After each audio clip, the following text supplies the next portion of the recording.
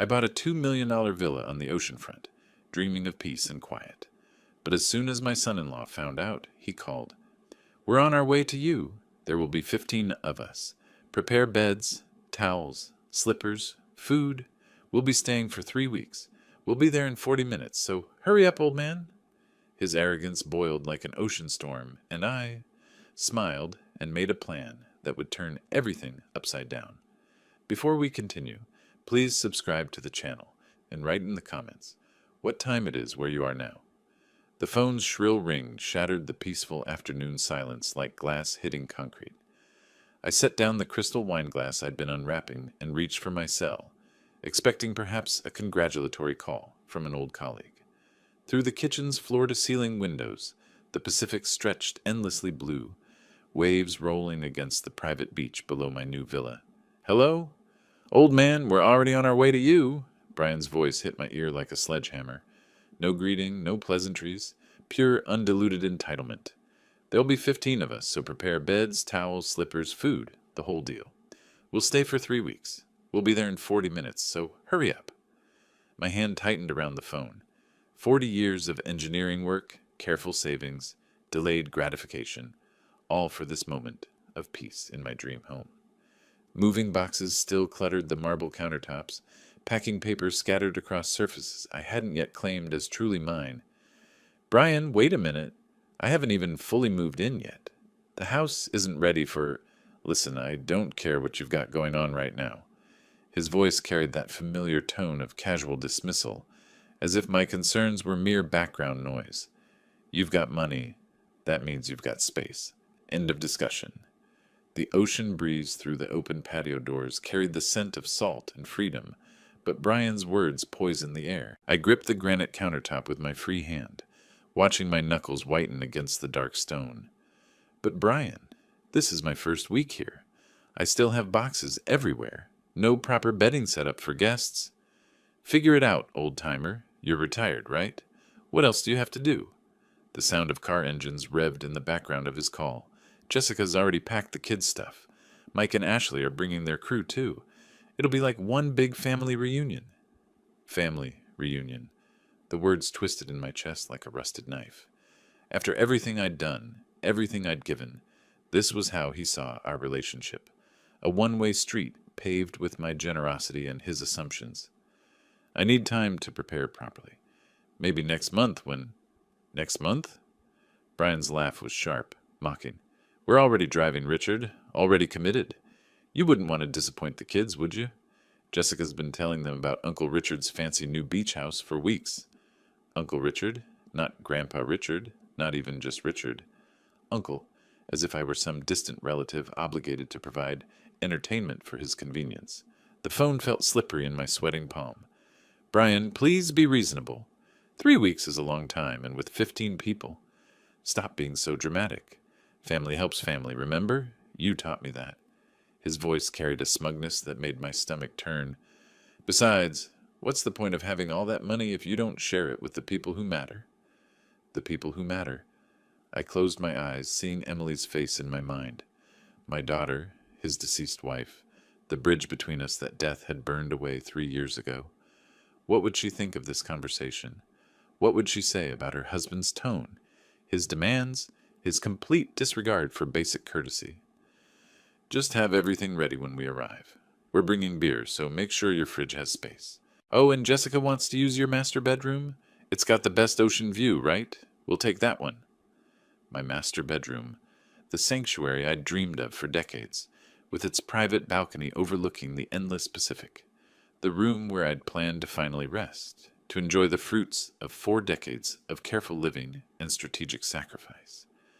"The master bedroom is perfect. See you in 35 minutes now. Don't keep us waiting outside." The line went dead. I stood motionless in my sunlit kitchen, holding the silent phone like evidence of a crime. Through the windows, seagulls danced above the waves, their cries mixing with the distant sound of surf. This was supposed to be my paradise, my reward for a lifetime of putting others first.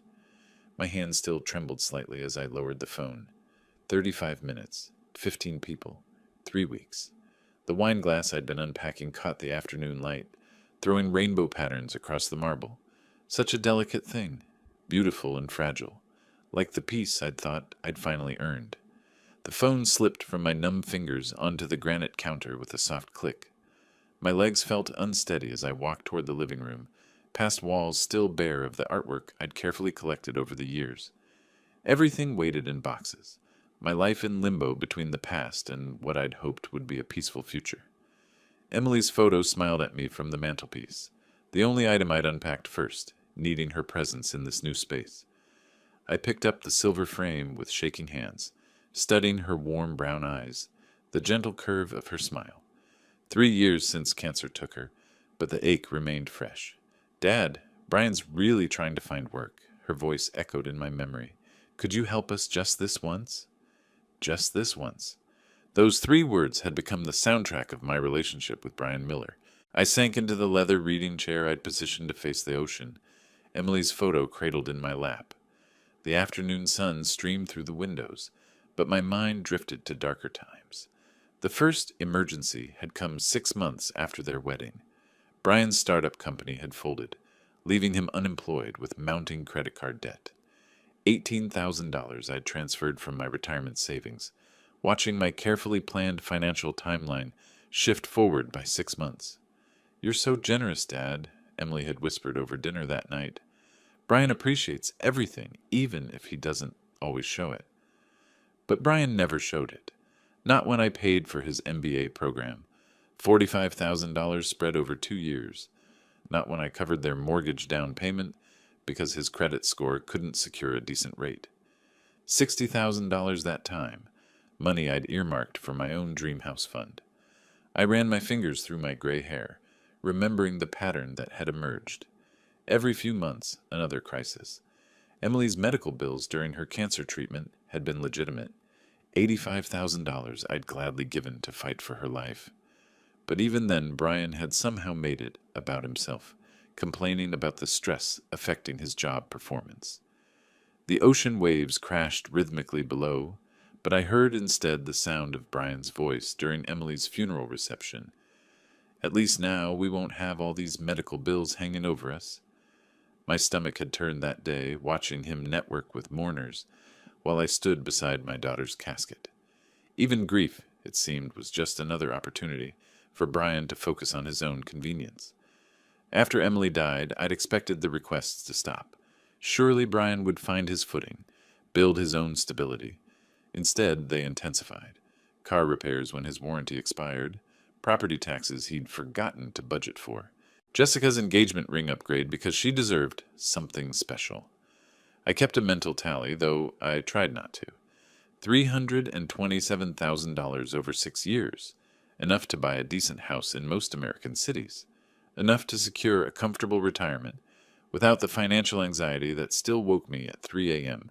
despite my careful planning. Standing slowly, I placed Emily's photo back on the mantelpiece and walked to my study. The ocean view from this room had sold me on the house, endless blue stretching to the horizon, promising peace and space to think. Instead, my reflection stared back from the window, an older man who'd spent 40 years building other people's dreams, while his own gathered dust. The worst part wasn't the money. Money could be earned again, saved again, managed more carefully. The worst part was the gradual erosion of respect, the slow transformation from generous father-in-law to expected ATM. Brian's tone had shifted over the years from grateful to entitled, from requesting to demanding. Today's call crystallized everything. No discussion of my circumstances, my needs, my plans. Just assumption and demands, wrapped in the thin veneer of family obligation. 15 people descending on my sanctuary like locusts, consuming what I'd spent decades building.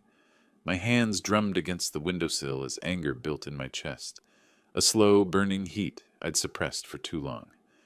Emily had always asked me to be patient with Brian, to remember that people show love differently, but Emily was gone, and Brian's version of love looked suspiciously like exploitation.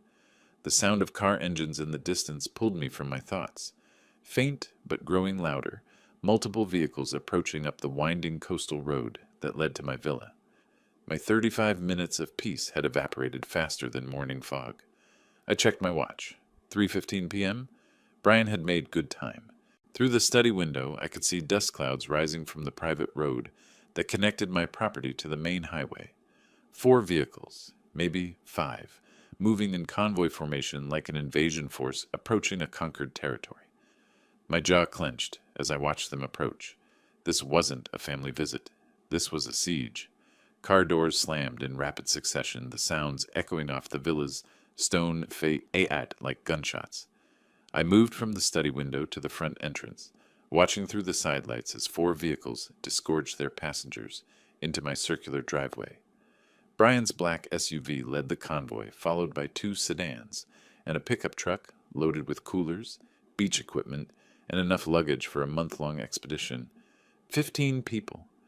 Brian hadn't been exaggerating. The front door felt solid beneath my palm as I gripped the handle, steadying myself for what was coming. Through the decorative glass, I watched Brian emerge from his SUV like a general surveying conquered territory. Designer sunglasses despite the afternoon shadows. That cocky stride I'd grown to despise over the years.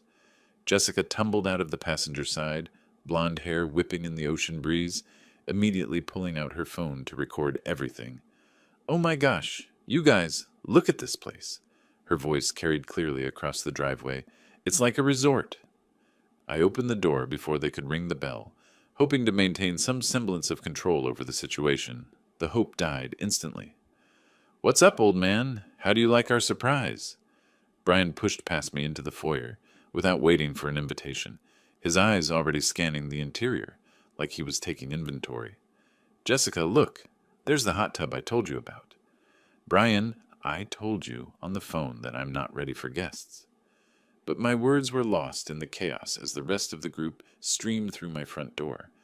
A man I recognized as Mike, Brian's college roommate, let out a low whistle. "Dude's got serious money. Why not share it with family, right?"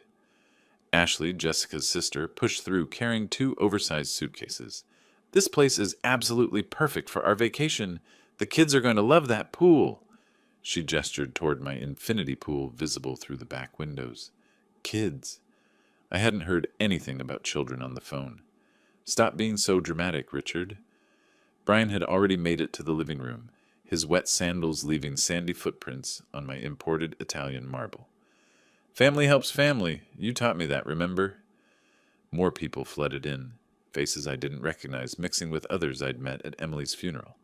Kevin, someone's boyfriend, carried a cooler full of beer like he was arriving at a college party. 2 women I'd never seen before were already discussing room assignments as if I weren't standing right there. "Excuse me," I called out, my voice barely audible over the growing din. "Could everyone please?" "Oh my gosh, you guys have to see this kitchen." Jessica had discovered the gourmet cooking space I'd spent months designing. She held her phone up, live streaming to her social media followers. "We're staying at my father-in-law's incredible beach house. Look at this view." Father-in-law, the title felt like sandpaper in my ears. Brian had never called me Dad, even when Emily was alive. Always Richard, always maintaining that distance. But Jessica claimed the family connection when it suited her purposes. Someone had found my sound system and filled the house with thumping music. Bags and coolers appeared everywhere, dumped in the foyer, stacked against my pristine walls, claimed spaces throughout my sanctuary like territorial markers. "Brian, we need to talk about this." "Later, old-timer. Right now we need to get everyone settled." He moved toward the hallway leading to the bedrooms, a parade of strangers following behind him. "Jessica and I'll take the master suite, obviously. Mike and Tracy can have the guest room with the ocean view. Ashley, you and Kevin take the one with the balcony." I stepped in front of him, blocking access to the bedroom wing. "The master bedroom is off limits. That's my private space." Brian's laugh was sharp and dismissive. He placed a hand on my shoulder, not affectionately, but with the casual condescension of someone moving an obstacle. "Come on, Richard. Don't be selfish. We drove 4 hours to get here. Jessica specifically wants the room with the best view for her morning yoga videos." The physical contact felt like a violation. I stepped back, but Brian simply pushed past me, leading his entourage down the hallway I'd walked alone for only 1 week. My hallway in my house, purchased with my money and my dreams. "This is perfect," Jessica's voice echoed from my bedroom. "The lighting in here is amazing for content creation." content creation. My master suite was becoming the backdrop for social media posts. In the living room, Mike had opened his beer cooler and was distributing drinks without asking permission. Ashley was rearranging my furniture to create better conversation areas. Someone's child, I hadn't even seen them arrive, was running around the pool deck in wet swimwear, leaving dark footprints on the limestone I'd spent a fortune importing from Portugal. The invasion was complete. In less than 10 minutes, my peaceful villa had been transformed into a crowded vacation rental, my careful organization destroyed by the casual chaos of entitled guests who saw my generosity as their right. I stood in my own foyer, feeling like a stranger, watching people I barely knew claim ownership of spaces I'd dreamed about for decades. The ocean view through my windows remained beautiful, but it now framed a scene of occupation rather than tranquility. Brian emerged from my bedroom, grinning with satisfaction. "This is going to be the best 3 weeks ever. Jessica's already planning a housewarming party for tomorrow night. Hope you don't mind. She invited a few more people from her yoga studio." A few more people. My jaw clenched so tightly I thought my teeth might crack. This wasn't a family visit. This was a hostile takeover, and I was being demoted from homeowner to unpaid staff in my own paradise. Jessica emerged from my master bathroom like she owned the place, a white towel wrapped around her wet hair, water droplets marking a trail across my imported marble floors.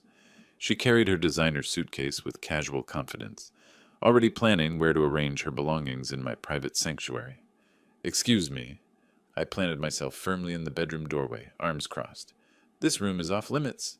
She paused, genuinely surprised by the resistance. "Oh, come on, Rick. We talked about this already. The lighting in here is perfect for my morning routine videos." "No." The word came out harder than I'd intended. "Everyone needs to leave.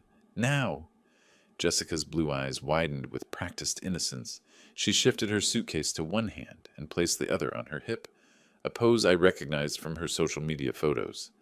"Rick, honey, we're family. Why are you being so hostile?"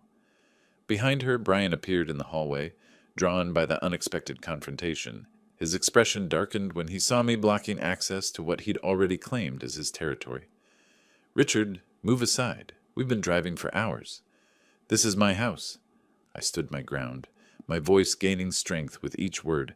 "I want all of you to leave immediately." Brian's laugh was sharp and dismissive. "Your house? Really? Did you forget everything you owe our family?"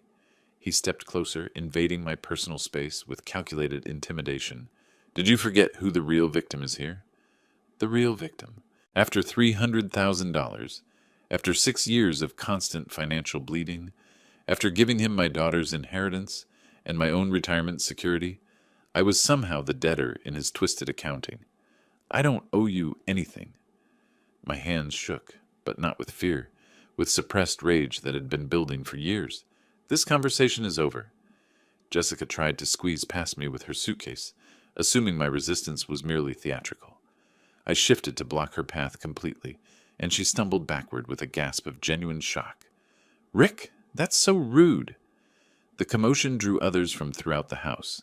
Mike appeared with a beer in his hand, Kevin close behind carrying beach towels like trophies.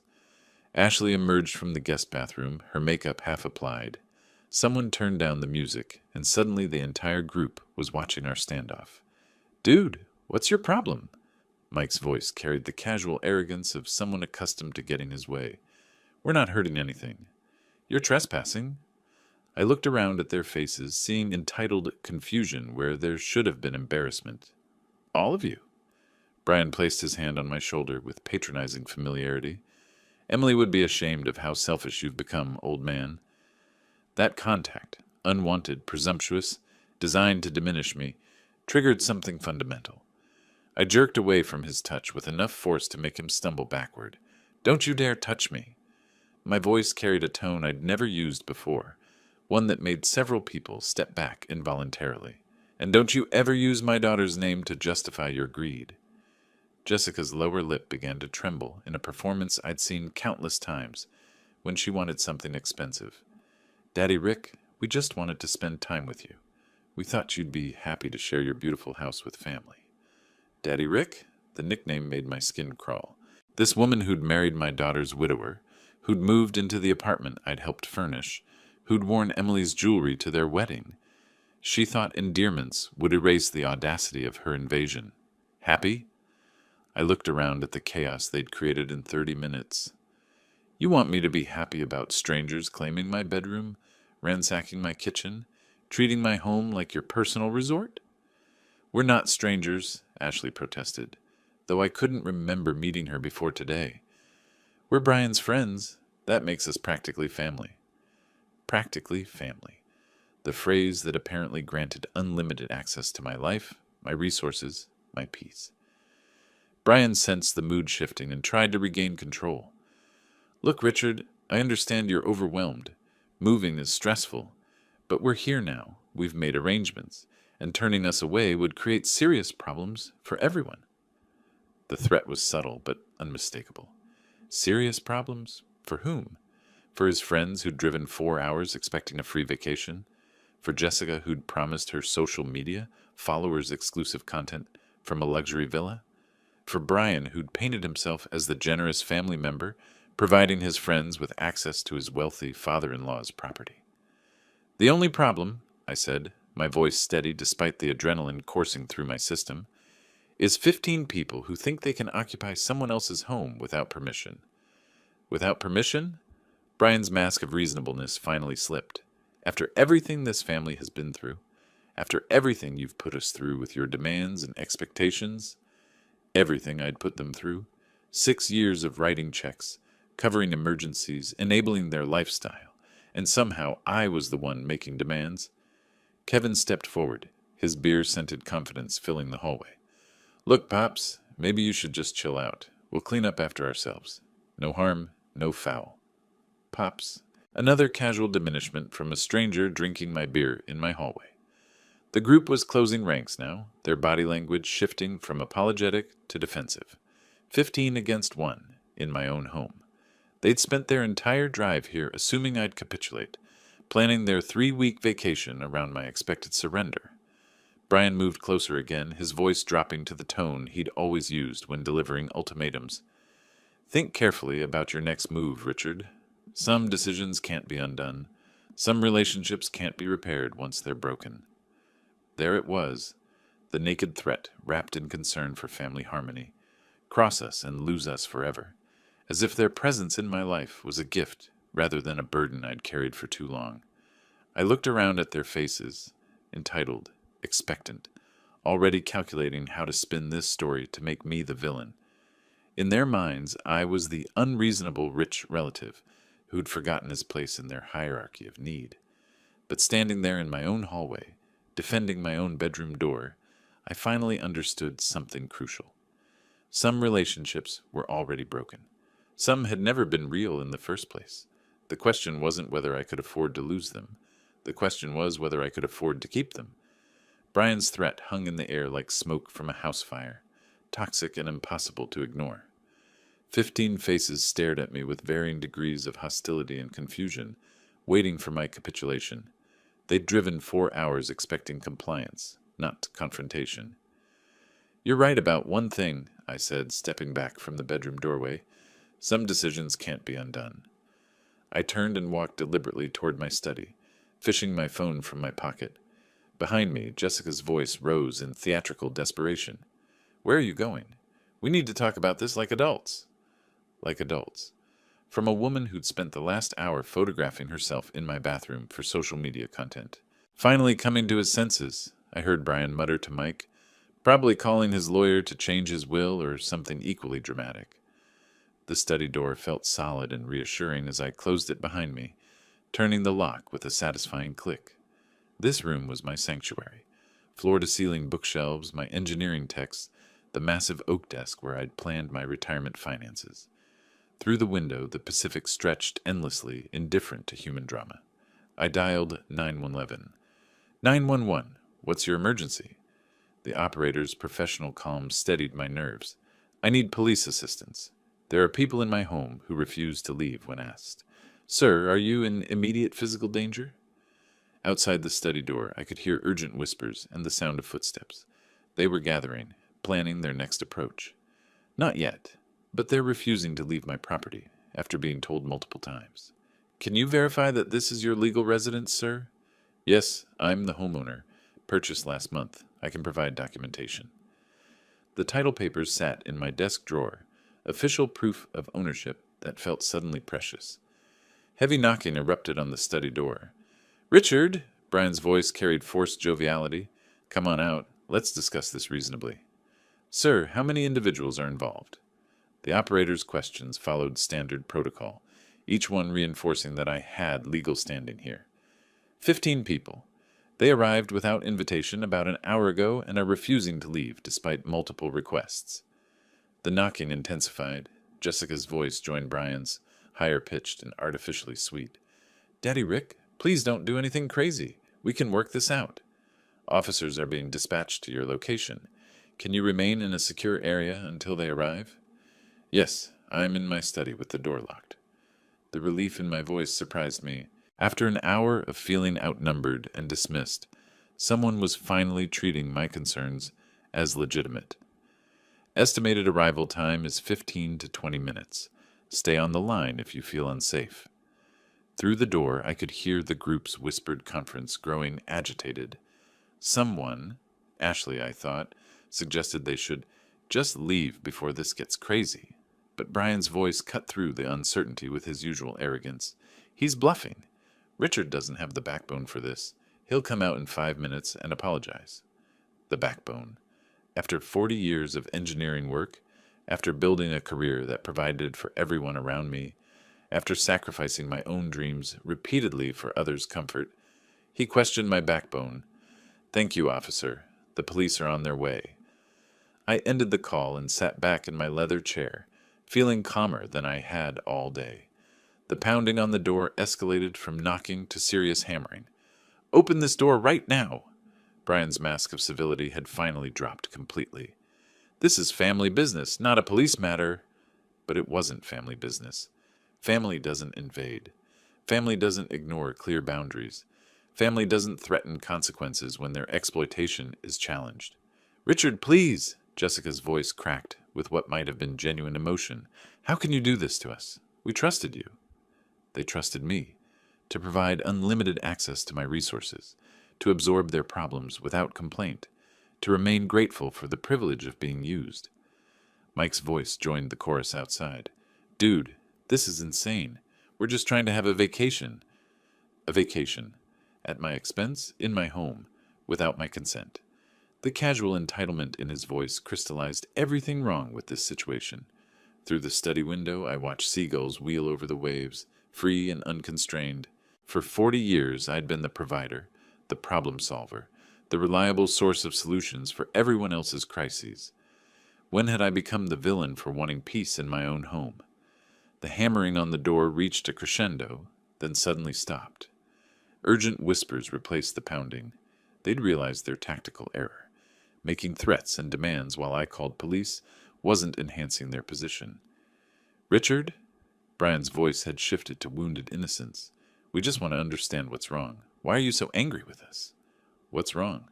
6 years of financial exploitation, an hour of home invasion, 15 strangers claiming my bedroom, drinking my beer, planning my social calendar.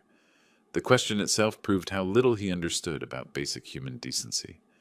My phone buzzed with text messages. Brian had apparently decided on parallel pressure campaigns. Emily would want us to be together as a family. You're destroying relationships that can never be rebuilt. Think about what you're doing to innocent people who just wanted to spend time with you. Innocent people. I deleted the messages without reading the rest. Footsteps moved away from the door as the group retreated to plan their next move. Through the thin walls, I could hear heated arguments. Some wanted to leave immediately. Others insisted on standing their ground. Jessica was crying again, but this time it sounded less theatrical. 15 minutes.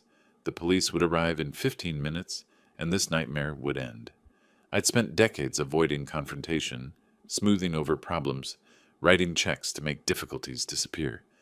Today, for the first time, I'd called for backup instead of capitulating. The sensation was both terrifying and liberating. Outside, car engines started. Some of the group was cutting their losses, unwilling to face police questioning about their vacation plans. But heavier footsteps remained in the hallway. Brian and his core supporters weren't retreating. The sound of sirens in the distance made my heart race with anticipation rather than fear. Help was coming. The sirens grew louder, cutting through the afternoon air like Judgment Day approaching. Outside my study door, the urgent whispers turned to panic-stricken strategy sessions. Footsteps scattered in multiple directions as reality finally penetrated their bubble of entitlement. "Everyone just stay calm," Brian's voice carried forced authority, but I could hear the strain underneath. "Let me handle this. It's just a misunderstanding." A misunderstanding. 15 uninvited guests refusing to leave someone's home wasn't a misunderstanding. It was trespassing. But Brian's entire worldview required casting himself as the reasonable party in every conflict. The doorbell rang with official authority, not the casual finger tap of social visitors, but the sustained professional pressure of law enforcement. Through my study walls, I heard the scramble of people trying to appear casual, cleaning up beer bottles and hiding evidence of their invasion. I unlocked my study door and emerged to find the group arranged in the living room like they were hosting an intervention. Brian had positioned himself near the front door, preparing to control the narrative. Jessica sat on my sofa with red-rimmed eyes, clutching tissues like props in her performance. "Good evening, officers." Brian opened the door with practiced charm. "I'm afraid there's been a family misunderstanding. My father-in-law seems to be having some kind of episode." "An episode?" Of course I was the problem, not the 15 people who'd invaded my home. 2 officers entered, a senior man with gray temples who introduced himself as Officer Johnson, and a younger woman, Officer Martinez. Their presence immediately shifted the room's dynamic. Suddenly Brian's swagger seemed forced, Jessica's tears looked theatrical, and the group's casual appropriation of my space felt obviously wrong. "Sir, are you the homeowner who called about trespassing?" Officer Johnson addressed me directly, his tone professional but sympathetic. "Yes, I'm Richard Clark. This is my property." I pulled the deed from my study, hands steady despite the adrenaline. "These people arrived without invitation and refused to leave." Officer Martinez scanned the room, taking in the scattered luggage, empty beer bottles, and general chaos. "How many individuals are we talking about?" 15 when they arrived. Some may have left when they heard the sirens." Brian stepped forward with his most reasonable expression. "Officers, this is clearly a family dispute. Richard's been under stress since moving, and I think he's just overwhelmed by having visitors." "Sir, family relationship doesn't override property rights," Officer Johnson replied, examining my deed. "The homeowner has the legal authority to determine who stays on his property." The simple statement hit the room like a physical blow. For the first time all day, someone in authority had confirmed what I'd been saying. This was my house, and my decision. Jessica looked genuinely shocked. "But we're family. Doesn't that mean anything?" Officer Martinez's expression remained neutral. "Ma'am, family status doesn't grant automatic access to someone else's property without permission." "Permission?" Brian's voice rose despite his attempt to stay controlled. "He's been planning this villa as a family gathering place for months. We just assumed—" "You assumed wrong," Officer Johnson cut him off. "Mr. Clark, do you want these individuals removed from your property?"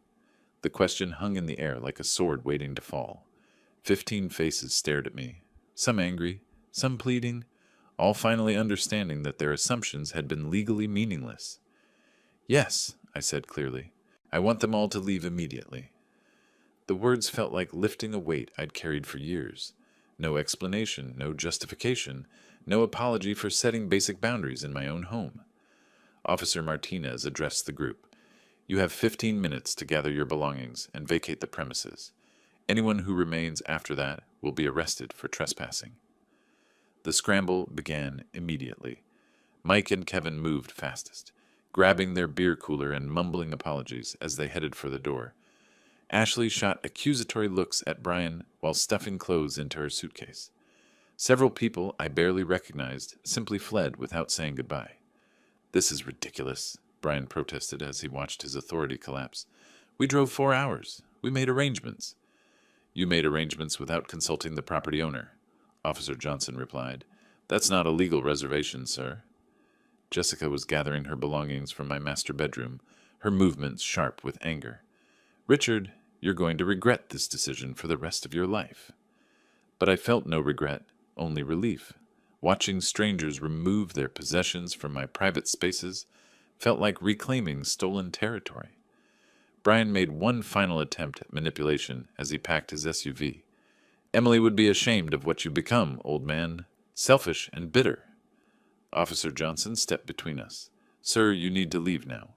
Any further contact with Mr. Clark could be considered harassment." The last car pulled out of my driveway as the sun touched the horizon, painting my villa in golden light. Officer Martinez completed her paperwork, while Officer Johnson explained the documentation process. "You'll have a formal report number for your records. If they return without permission, call us immediately. Today's incident establishes a clear pattern of trespassing." After the officers left, I stood alone in my foyer, surrounded by blessed silence. The chaos was gone. Scattered beer bottles, sandy footprints, the sound of entitled voices claiming my spaces. My phone buzzed with angry text messages, but I turned it off without reading them. For the first time in 6 years, I'd said no without apologizing. I'd called for help instead of suffering in silence. I'd chosen my own peace over their convenience. The ocean waves crashed rhythmically outside my windows, washing the beach clean with each cycle. Tomorrow would bring new challenges. Angry phone calls, social media campaigns, family members choosing sides. But tonight, my home was mine again, and that felt like the beginning of something that looked remarkably like freedom. The deadbolt clicked with finality as I watched the last police car disappear down the coastal road, its taillights fading into the gathering dusk. The incident report crinkled in my grip, official documentation that I'd been right, that my home was mine to control. Yet standing in my empty foyer, I felt strangely hollow instead of triumphant. Silence pressed against my eardrums after hours of chaos. No arguing voices, no footsteps on my marble floors, no music bleeding from rooms I'd never authorized anyone to occupy. Just the distant crash of waves and the gentle hum of my air conditioning system. Sounds I'd dreamed of enjoying in peace. I walked through my villa like a crime scene investigator, cataloging the evidence of invasion. Beer cans clustered on my granite countertops. Wet towel prints darkened my hardwood floors, and furniture sat askew where strangers had rearranged my careful design. In the guest bathroom, Jessica's makeup still stained my marble vanity, foundation smears like territorial markings. The master bedroom felt violated in ways beyond the physical. Someone had moved Emily's photo from my nightstand, knocked over during their claiming of my private space. I picked up the silver frame, studying my daughter's gentle face through cracked glass. "Be kind to Brian, Dad," her voice echoed in my memory. "He's hurting too." But Emily had never asked me to be a doormat. She'd requested kindness, not endless financial sacrifice. Standing in my bedroom where strangers had planned to sleep for 3 weeks, I finally understood the difference. My phone buzzed insistently from the kitchen counter where I'd abandoned it during the confrontation. The screen showed 17 missed calls and 43 text messages, all from the same contact, Brian Miller. I read them in chronological order, watching his tone shift from wounded confusion to naked threat. "Richard, we need to talk about what happened today. You embarrassed my wife in front of our friends. That's not acceptable. Family doesn't call police on family. Emily would be disgusted. You think you won today? You have no idea what's coming. By tomorrow, everyone will know what kind of person you really are. Enjoy your empty house, old man. It's all you'll have left." The messages continued, each one darker than the last. Brian's mask had finally slipped completely, revealing the manipulative core I'd been too generous to acknowledge for 6 years. But now, with official documentation of his trespassing and threatening text messages accumulating on my phone, his true nature was creating its own evidence trail. I poured myself 3 fingers of scotch and settled into my leather reading chair, the one positioned to capture the perfect ocean view. Outside, sunset painted the Pacific in shades of gold and crimson, the daily masterpiece I'd bought this villa to enjoy. Yet Brian's threats cast shadows across even this beauty. Had I been too harsh? The question gnawed at me despite the legal validation. They were family, however dysfunctional. Emily's friends, her chosen relationships, her husband's new life. By calling police, had I destroyed bridges that could never be rebuilt? My phone buzzed again. Another message from Brian, this one accompanied by a photo. Jessica crying in their car. Her mascara streaked down her cheeks in theatrical rivulets. "Look what you did to her. Happy now?" I deleted the message without responding. Jessica's tears were real, but so was my exhaustion from years of manipulation. So was my right to peace in my own home. So was the $290,000 I'd given them without receiving even basic courtesy in return. The scotch burned warm in my chest as I continued my house restoration ritual. Each straightened piece of furniture felt like reclaiming stolen territory. Each cleaned surface erased evidence of their presumption. The physical work helped process the emotional earthquake of finally saying no. But as evening deepened into night, unease crept in alongside satisfaction. Brian's final messages carried an ominous certainty that worried me more than his earlier rage. "You have no idea what's coming." Wasn't the frustrated threat of someone accepting defeat. It was a promise from someone planning retaliation. I'd won the battle for my home, but something in Brian's tone suggested the war was just beginning. Emily's photo smiled at me from the restored nightstand, her expression peaceful in the lamplight. What would she think of today's events? Would she approve of my standing firm? Or would she see only the destruction of family harmony she'd worked so hard to maintain? "I think you'd understand, sweetheart," I whispered to her image. "You taught me to be generous, not stupid." My phone lit up with another notification, the screen showing Brian's name yet again. This time I turned it off completely, but not before glimpsing the preview of his latest message. "Tomorrow, everyone will see." The threat hung unfinished in the darkness, promising complications I couldn't yet imagine. Whatever Brian was planning, it would arrive with the morning sun. For tonight, at least, my home was mine. But victory had never felt so fragile. Sunlight streamed through my kitchen windows as I reached for my silent phone to check the time. 8:47 a.m. I'd slept poorly, Brian's threats echoing through restless dreams. The device felt warm in my palm, its screen lighting up with a cascade of notifications that made my stomach drop. 47 alerts from Facebook, Instagram, and text messages. My email showed dozens of new messages from people I hadn't heard from in years. Something had happened overnight, something significant enough to wake my entire social network. I opened Facebook first, immediately finding Brian's post at the top of my feed. The words hit like a physical blow. My father-in-law kicked his own family out of his house yesterday, called the police on us like we were criminals. Money really does change people. My late wife Emily would be heartbroken to see what her father has become. We just wanted to spend time with him at his new mansion, but apparently we're not worthy anymore. Prayers needed for our family during this difficult time. The post had been shared 43 times overnight. Comments poured down the screen like accusations. Heartbreaking. Can't believe someone would treat family this way. Money corrupts. Poor Jessica and the kids. Kids. There had been no children yesterday, but Brian's narrative was already growing more tragic in the retelling. Jessica had posted a video testimonial, filmed in their car with red-rimmed eyes and trembling voice. I just can't understand how someone who used to love us could turn so cold.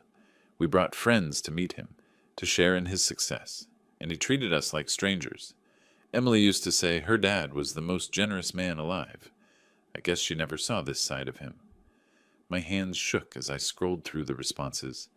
Old neighbors from my previous house, colleagues from my engineering firm, even Emily's college friends, all expressing shock and disappointment. The narrative was simple, compelling, and completely false, but Brian had presented it first, claiming the moral high ground before I even knew a war had started. I tried commenting on his post, fingers clumsy on the small keyboard. This is one-sided. Brian brought 15 people to my house without invitation or permission. When asked to leave, they refused. I had every right. But my comment looked defensive against Brian's emotional appeal. Within minutes, replies appeared. Classic gaslighting, Richard. Why are you trying to justify abandoning family? 15 people. That sounds exaggerated. Brian's response came quickly. See how he's trying to rewrite history. This is exactly the kind of manipulation Emily used to complain about in private. Emily complaining about me in private. The lie was so audacious, so calculating, that it took my breath away, but people were believing it, sharing it, adding their own interpretations in outrage. Ashley had shared the post with her commentary. Disgusting behavior from someone who should know better. Jessica's like a daughter to me, and seeing her treated this way makes me sick. Mike added, "We drove 4 hours just to spend time with family. Got treated like criminals for wanting to use his pool. Rich people problems, I guess." A pool party. That's what they were calling their invasion now. A simple request to use family facilities, cruelly denied by a bitter old man with more money than heart. I moved to the kitchen table, coffee growing cold as I read comment after comment. People I'd known for decades were questioning my character based on Brian's carefully crafted sob story. Former neighbors expressed disappointment. Emily's friends spoke of feeling deceived about my true nature. Margaret Chen, Emily's closest college friend, had written, "Richard, I'm shocked. This doesn't sound like the man Emily described. What happened to you?" I tried responding privately. "Margaret, there's much more to this story. Brian brought 15 people to my house without asking, claimed my master bedroom, and refused to leave when I asked them to. The police confirmed I had every right to remove them." Her reply came within an hour. "I find it hard to believe Emily's husband would lie about something like this. Maybe you should look at your own behavior instead of blaming others." The realization hit me like cold water. Brian had weaponized Emily's memory and their shared grief. He was the suffering widower, the devoted husband still mourning my daughter 3 years later. I was the wealthy father-in-law who'd abandoned him in his time of need, choosing money over family bonds. Every attempt to defend myself made me look worse. Social media rewarded emotional authenticity over factual accuracy, and Brian's tearful narrative was perfectly calibrated for viral sympathy. My dry explanations about property rights and legal documentation sounded petty against his heartbroken father-in-law story. By noon, the post had been shared 87 times. Local news pages were picking it up as a human interest story about family dysfunction in wealthy communities. Comment threads spawned their own comment threads, each one amplifying Brian's version while dismissing my attempts at clarification. I closed the laptop in frustrated defeat and stared at my study wall, lined with engineering certificates and achievement awards. 40 years of professional recognition, community service, charitable giving. None of it mattered against one manipulative Facebook post crafted to trigger a maximum emotional response. My college diploma hung in its place of honor, the engineering degree that had taught me systematic problem-solving and evidence-based analysis. Social media wasn't about truth or evidence. It was about narrative control and emotional manipulation, skills I'd never needed to develop and weapons I'd never learned to wield. But engineering had taught me something valuable. Every problem had a solution if you approached it systematically. Brian might have won the first round with superior social media strategy, but this war would ultimately be decided by facts, documentation, and legal reality. I needed to stop playing defense on his chosen battlefield and start building my own case with the tools I understood: evidence, documentation, and professional expertise. The question was whether I could assemble a defense faster than his lies could spread. I turned away from the computer screen and faced my wall of professional achievements: engineering degrees, project awards, 40 years of systematic problem-solving represented in frames and certificates. Brian might understand social media manipulation, but I understood something more fundamental: how to break complex problems into manageable components and solve them methodically. This was just another engineering challenge. Brian had created a structural weakness in his narrative by building it on lies. My job was to find that weakness and exploit it with evidence. I opened my filing cabinet with deliberate precision, retrieving the folder labeled Family Financial Assistance, a habit from my engineering days of documenting everything. Inside, bank statements, canceled checks, and transfer receipts told the real story in black and white numbers. Spreading the documents across my desk chronologically, I began calculating. MBA tuition payments, $45,000 over 2 years. Wedding expenses, $30,000 in a single month. House down payment, $60,000 when Brian's credit couldn't secure decent terms. Emily's medical bills during her cancer treatment, $85,000 in documented payments to hospitals and specialists. Car payments, credit card bailouts, emergency loans that never got repaid. The total reached $290,000 in 6 years of systematic financial support. Not gifts given freely among equals, but an escalating pattern of demands backed by family guilt and Emily's illness. Every payment had a date, amount, and bank record. Brian had forgotten he was dealing with an engineer who documented everything for tax and estate planning purposes. His emotional Facebook narrative would crumble against this mountain of financial evidence. I picked up my phone and dialed Howard Brennan, my estate attorney since Emily's death. We'd worked together on my will, trust arrangements, and property purchases, a professional relationship built on mutual respect and careful documentation. Howard, it's Richard Clark. I need advice about family financial gifts that have become complicated. Richard, good to hear from you. What kind of complications are we talking about? My son-in-law has been posting false information about me on social media, claiming I abandoned the family. But I have documentation showing nearly $300,000 in financial support over 6 years. No loan agreements, no repayment schedules. I treated them as gifts.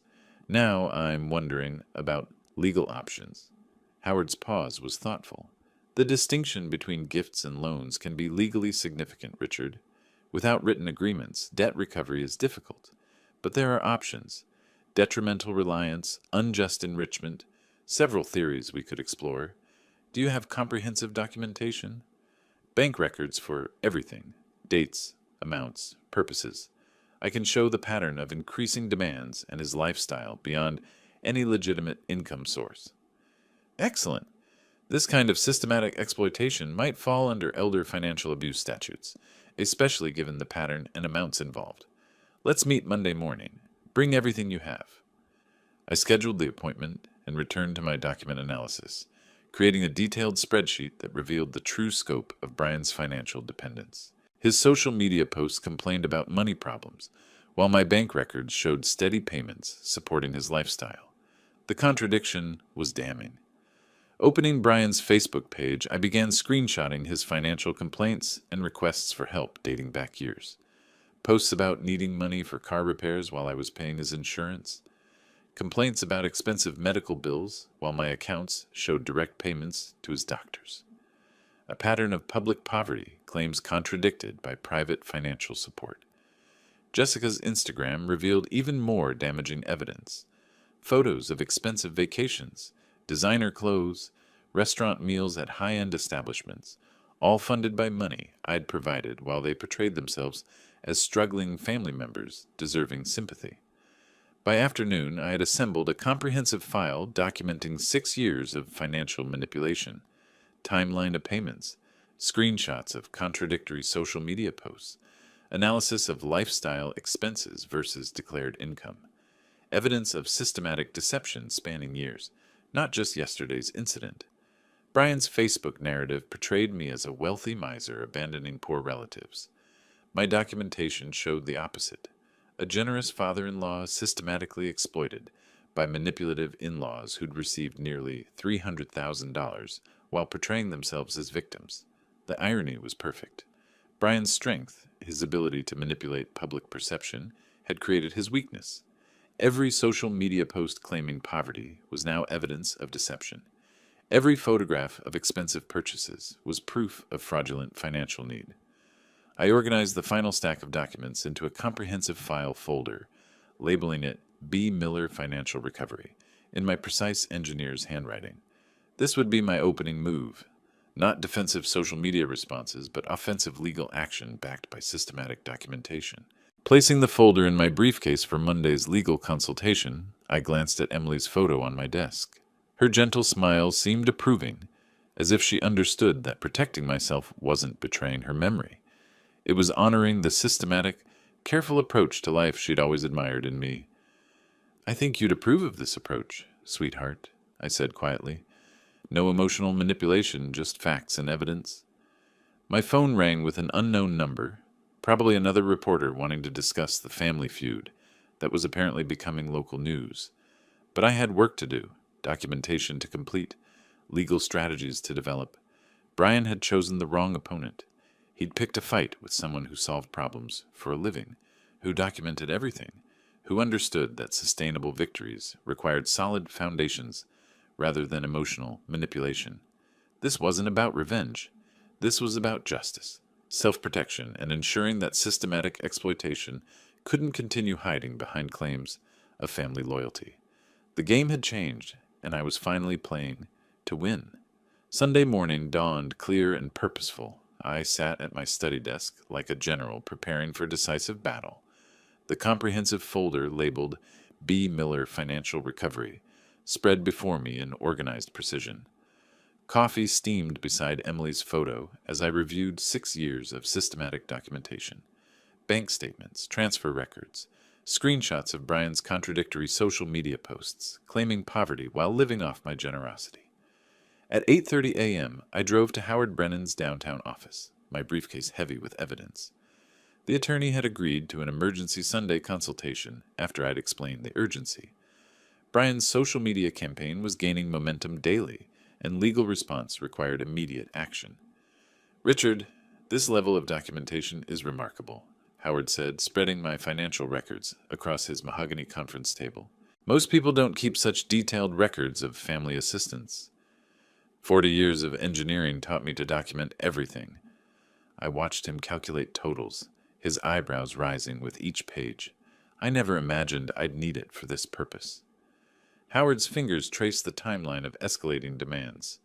MBA tuition, wedding costs, house down payment, medical bills, multiple emergency loans, all without signed agreements or repayment schedules. Brian treated you like a personal bank. The pattern became clear only when I organized it chronologically. I pulled out my analysis spreadsheet.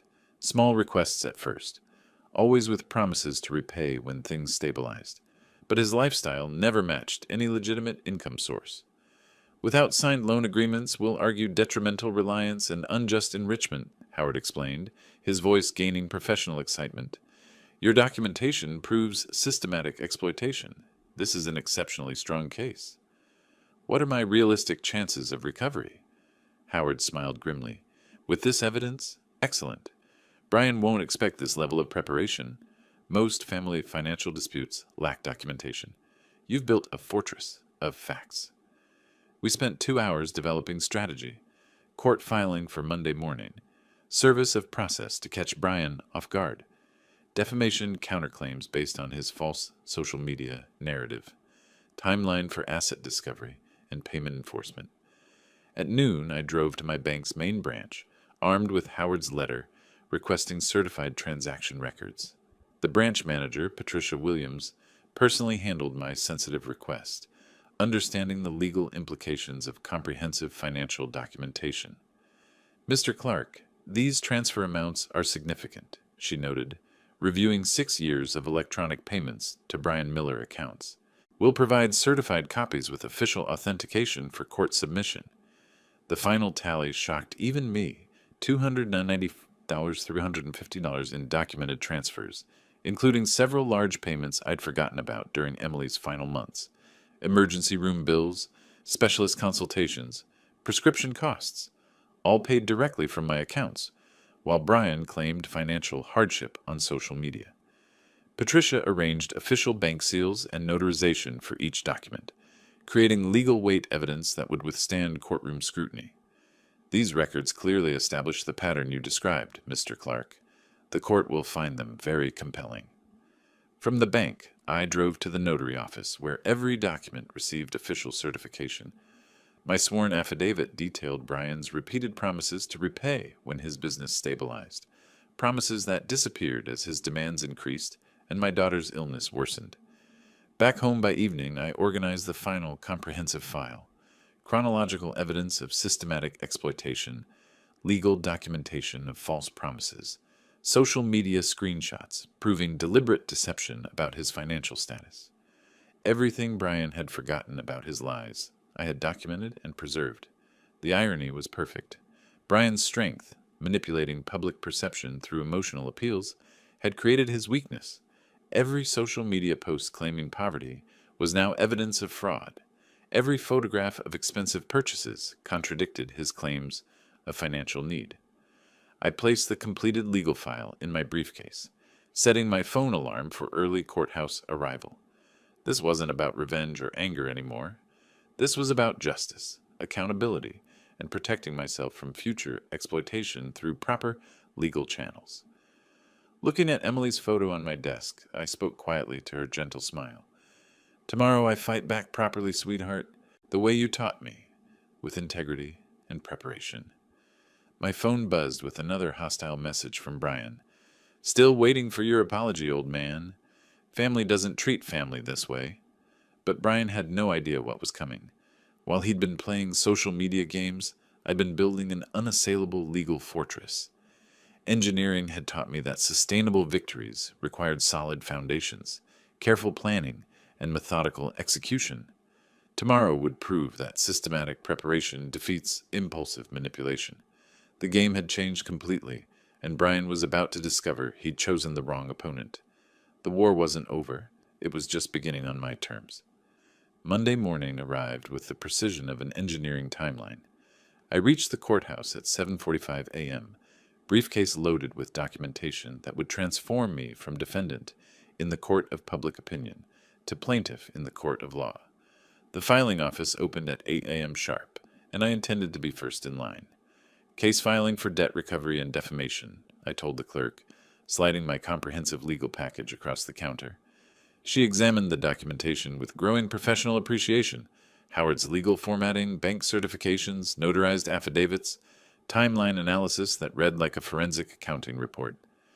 "This is exceptionally well prepared, Mr. Clark," she noted, processing my payment and assigning a case number. "Judge Martinez handles debt recovery cases. You'll likely get expedited hearing due to the quality of evidence." Service of process was arranged for immediate delivery to Brian's address. While a court officer drove across town to deliver papers that would shatter his confidence, I returned home to launch the second phase of my coordinated attack. My laptop waited on the kitchen table. Facebook page opened to Brian's viral post about family abandonment. Time to counter his emotional manipulation with systematic facts. I crafted my response with engineering precision. No anger, no defensiveness, just documented evidence presented professionally. I've seen concerning posts about our family situation. Here are the documented facts. I attached screenshots of bank transfers totaling $290,350, organized chronologically with clear descriptions. These funds were provided freely during difficult times, but recent events have changed everything. I'm pursuing legal recovery through proper channels and addressing defamatory statements in court. The post went live at 9:30 a.m., tagged to reach every mutual friend and family member who'd seen Brian's original manipulation. Within minutes, responses began flooding in. Shock, apologies, demands for Brian to explain the financial evidence he'd conveniently omitted from his sob story.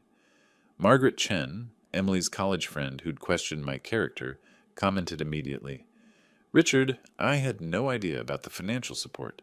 Brian never mentioned any of this. I apologize for judging without facts." Other comments followed rapidly. "This changes everything. Why didn't Brian mention the money? Those are serious amounts over 6 years." Richard was incredibly generous.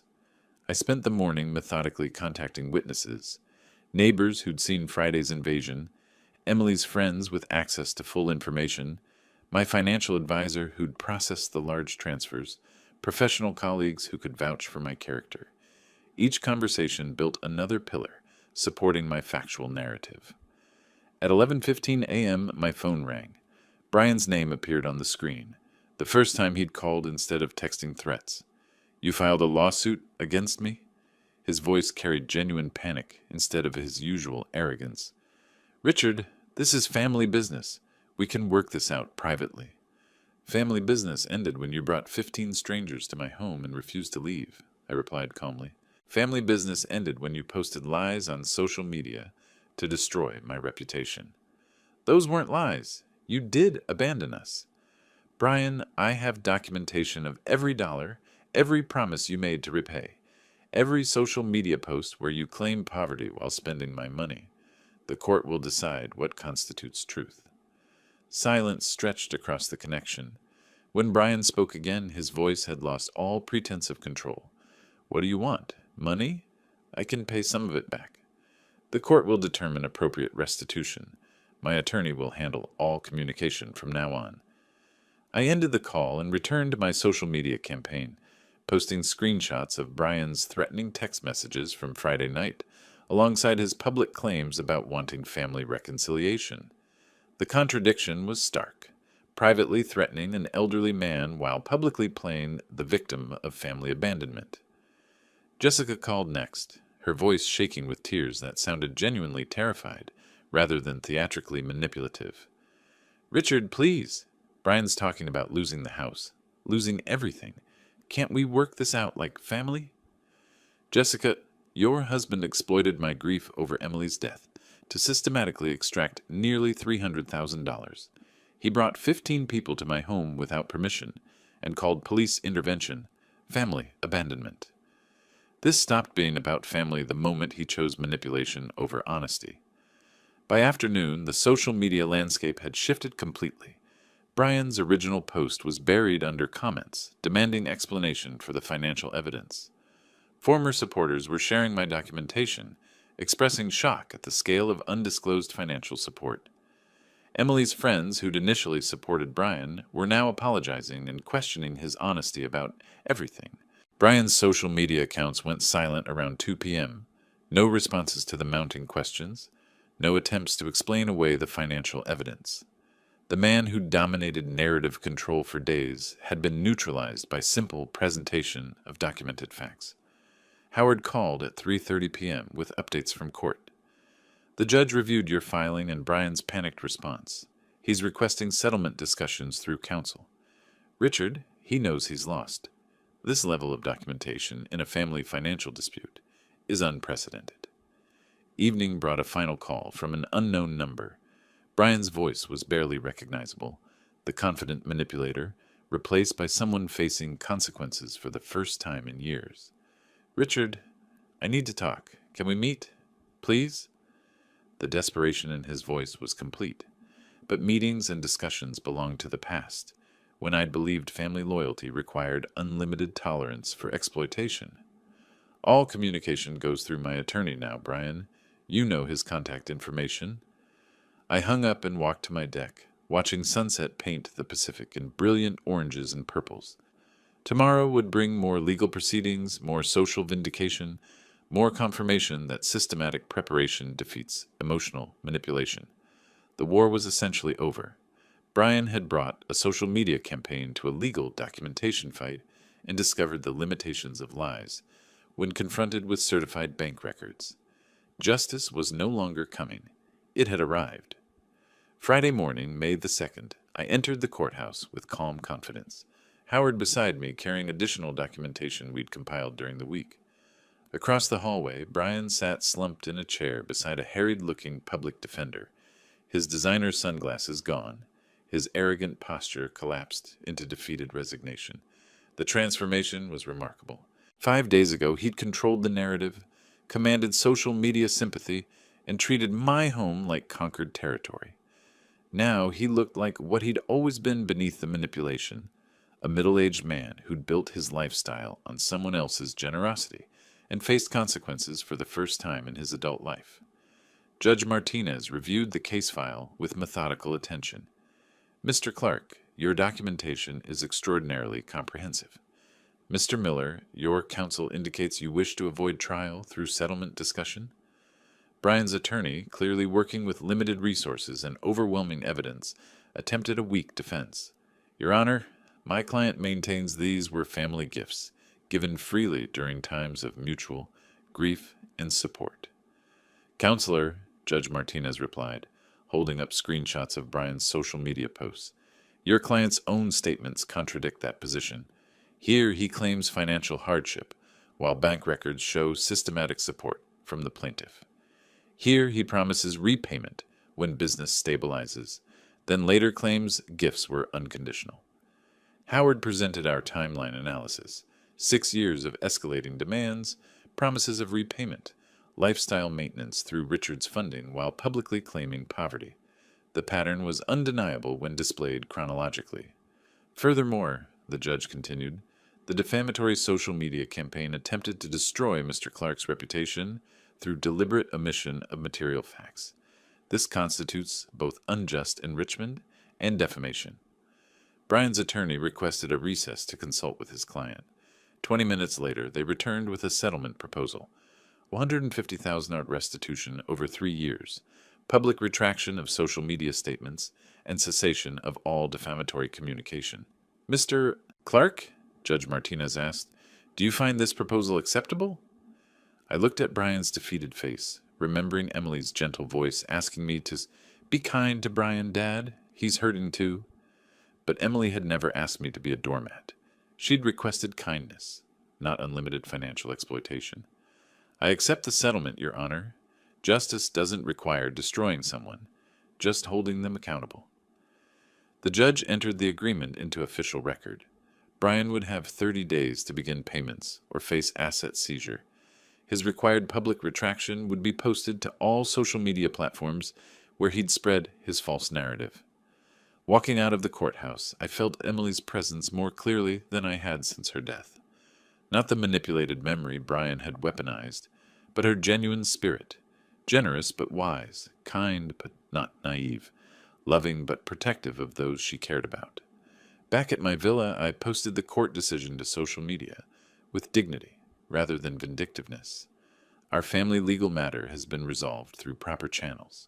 I'm grateful for everyone's support and look forward to moving forward with renewed appreciation for honest relationships. The response was overwhelming. Emily's friends expressed relief that justice had been served.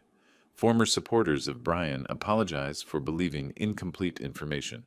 Even some of his Friday companions messaged privately, admitting they'd felt uncomfortable with the invasion but hadn't spoken up.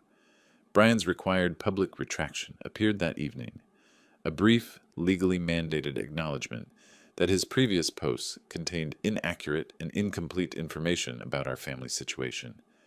His social media presence, once commanding and manipulative, was reduced to court-ordered damage control. Evening brought a phone call from my nephew David, Emily's cousin, whom I hadn't heard from in months. Uncle Richard, I saw the news about everything that happened. I wanted to call and say, well, I always wondered how Brian afforded his lifestyle. I'm sorry you went through this, but I'm glad you stood up for yourself.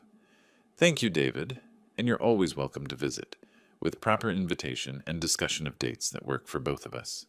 His laugh was warm and genuine. That sounds perfect. How about next weekend? I'd love to see your new place. I checked my calendar, noting the simple pleasure of being asked rather than commanded, consulted rather than invaded. Next weekend works beautifully. I'll prepare the guest room properly. As sunset painted my deck in golden light, I sat with a glass of wine and watched peaceful waves roll endlessly toward shore. My phone stayed silent, no threatening messages, no manipulative demands, no false family emergencies requiring immediate financial response. The villa felt truly mine for the first time since I'd purchased it. Not just legally mine through property deed, but emotionally mine through boundaries properly established and maintained. My generosity hadn't been destroyed by setting limits. It had been refined, focused toward relationships built on mutual respect rather than exploitation. Emily's photo smiled from the side table, and I raised my wine glass toward her gentle image. I think you'd approve, sweetheart. I learned the difference between being generous and being taken advantage of. The ocean waves washed the beach clean with each cycle, carrying away debris and leaving fresh sand for tomorrow's possibilities. 6 years of systematic exploitation had ended not through anger or revenge, but through systematic preparation, legal process, and the simple recognition that kindness requires wisdom.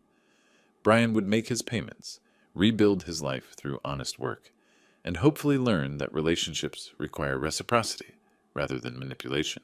I would enjoy my earned retirement, welcome genuine family visits, and maintain the generous spirit Emily had loved, tempered now with the boundaries that made generosity sustainable. Justice had been served, peace had been restored, and for the first time in years, I looked forward to tomorrow, with uncompromised hope. If you like this story, please like this video, subscribe to the channel, and share your impressions of this story in the comments. To listen to the next story, click on the box on the left. Thank you for watching,